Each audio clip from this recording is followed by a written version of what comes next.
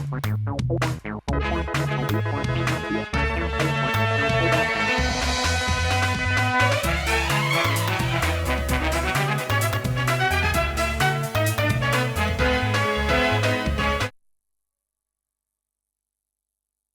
हैं राष्ट्रीय समाचार। आइए एक नजर डालते हैं आज के हेडलाइंस पर।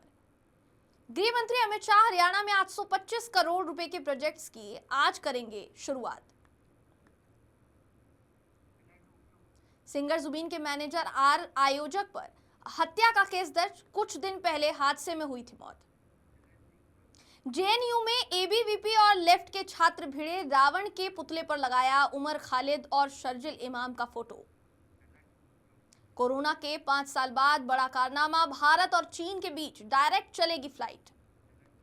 अमेरिकी राष्ट्रपति ट्रंप की तरफ से हमास को सीजफायर के लिए दी गई 3 दिन की लिमिट आज होगी खत्म। अब खबरें विस्तार से। पहली खबर आ रही है कुरुक्षेत्र से। केंद्रीय गृह मंत्री अमित शाह हरियाणा के कुरुक्षेत्र से प्रदेश की 825 करोड़ की 19 परियोजनाओं की सौगात देंगे।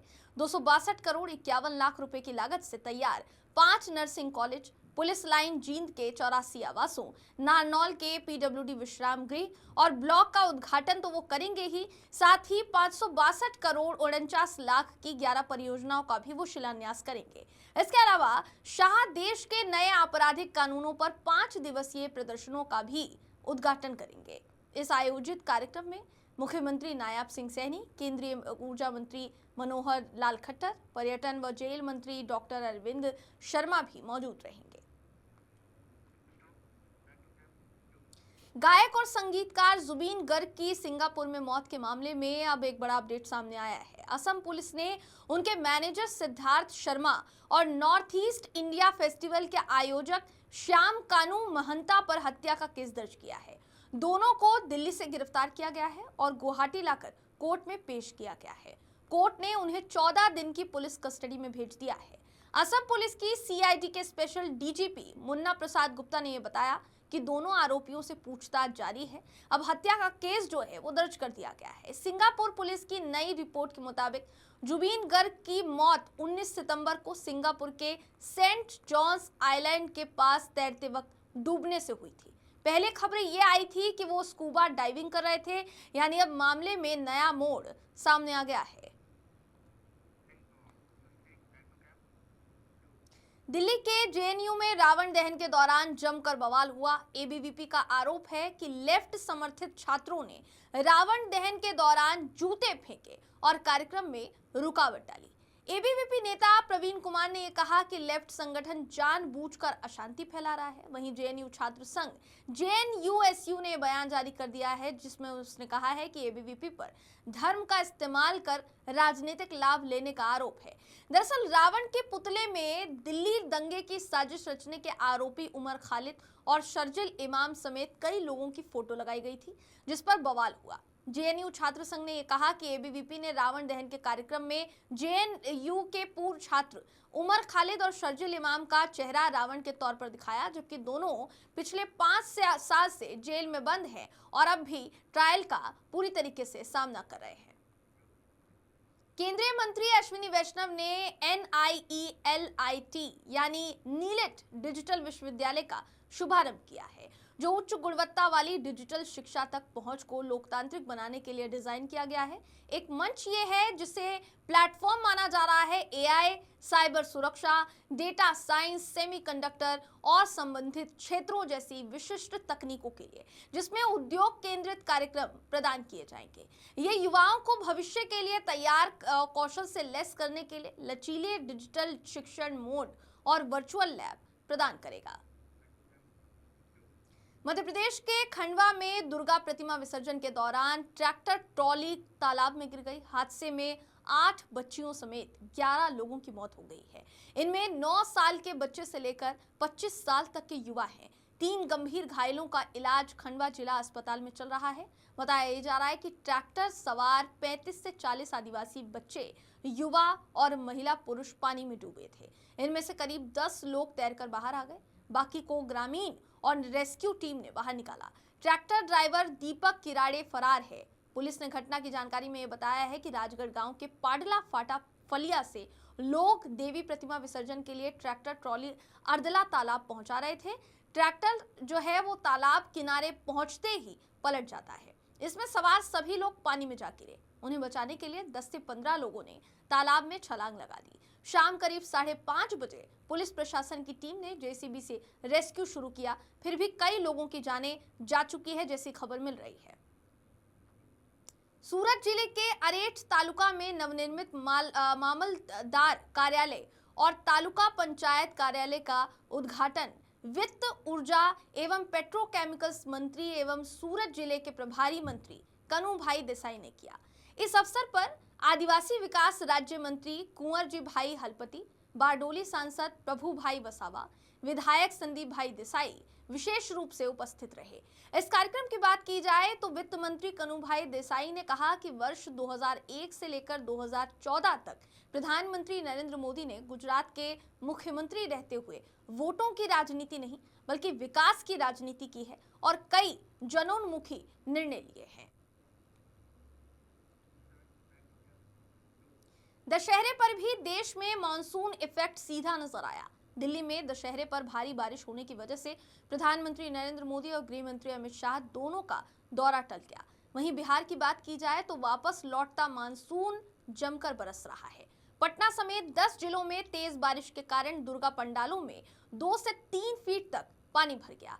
पटना में बारिश में भीगा रावण का पुतला गर्दन से लटक गया। इसी के साथ साथ ओडिशा में भी गहरा दबाव समुद्र से होकर गोपालपुर के पास तट पर पहुंच गया। इसके कारण तेज बारिश हुई। अभी भी यहां तेज बारिश का रेड अलर्ट जारी है।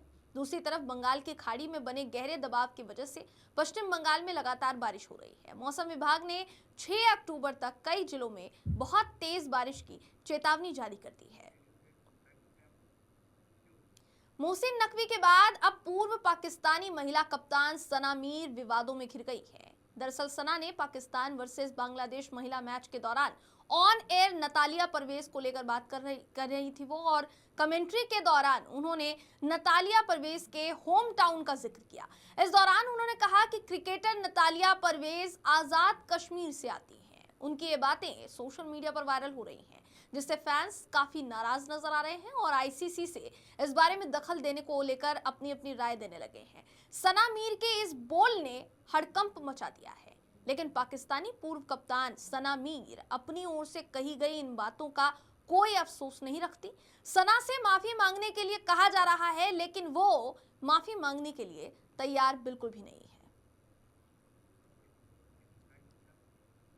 भारत अंडर 19 और ऑस्ट्रेलिया अंडर 19 टीम के बीच जारी 2 मैचों की यूथ टेस्ट सीरीज का पहला मुकाबला 30 सितंबर से 2 अक्टूबर के बीच ब्रिस्बेन में खेला गया, जहां भारतीय टीम इस मैच को पारी और 58 रन से अपने नाम करने में कामयाब हुई।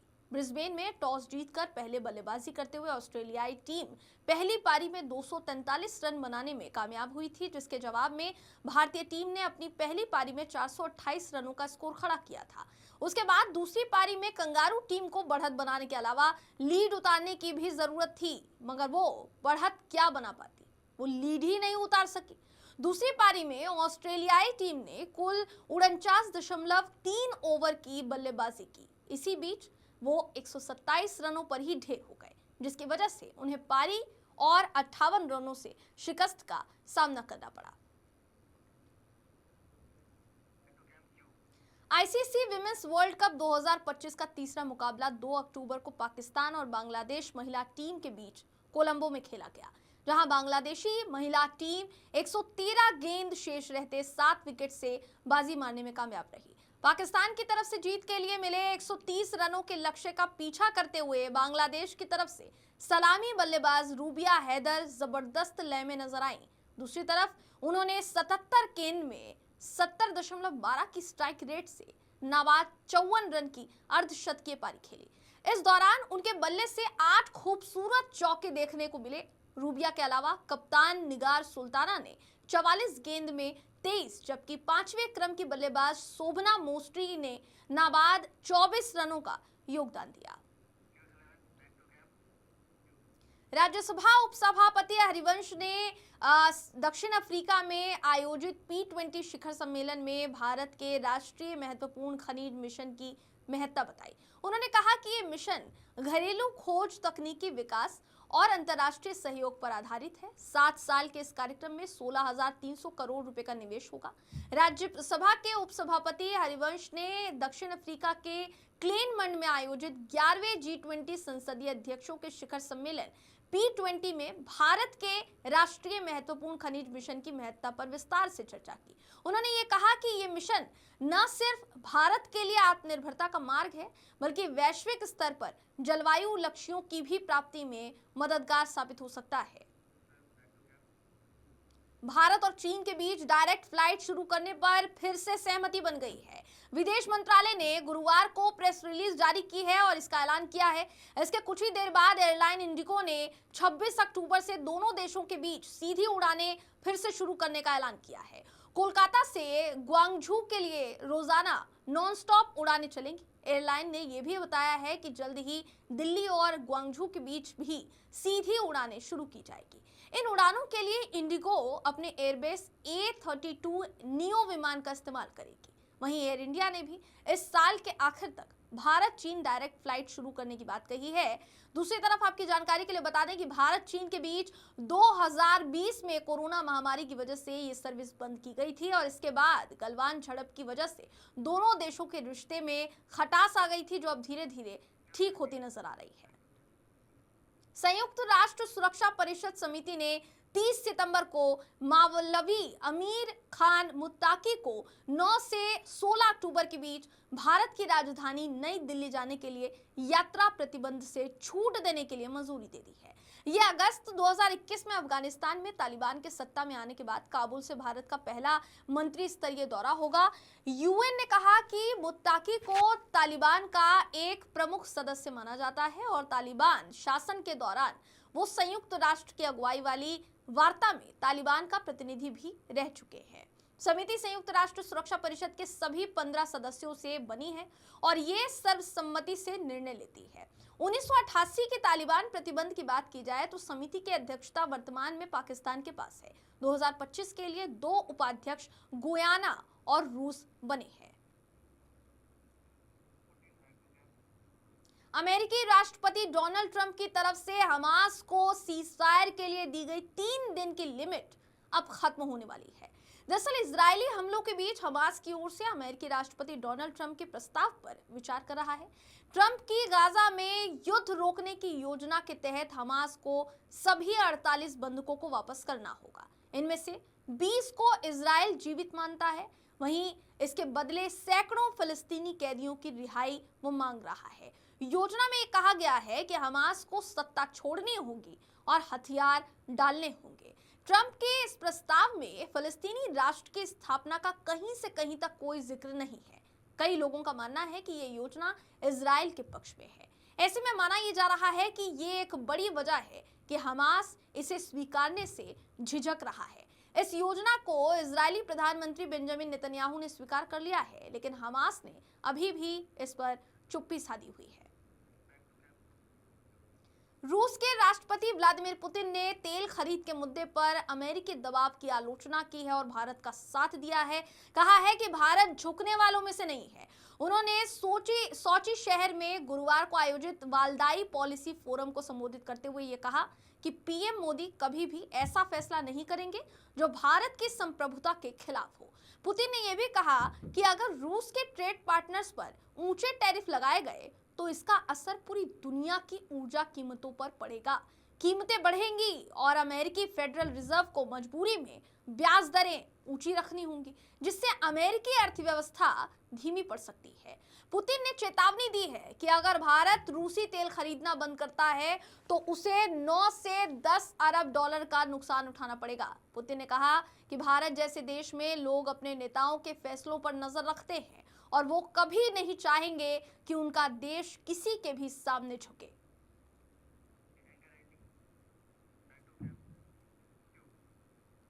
अब वक्त है एक ब्रेक का, मिलेंगे ब्रेक के बाद।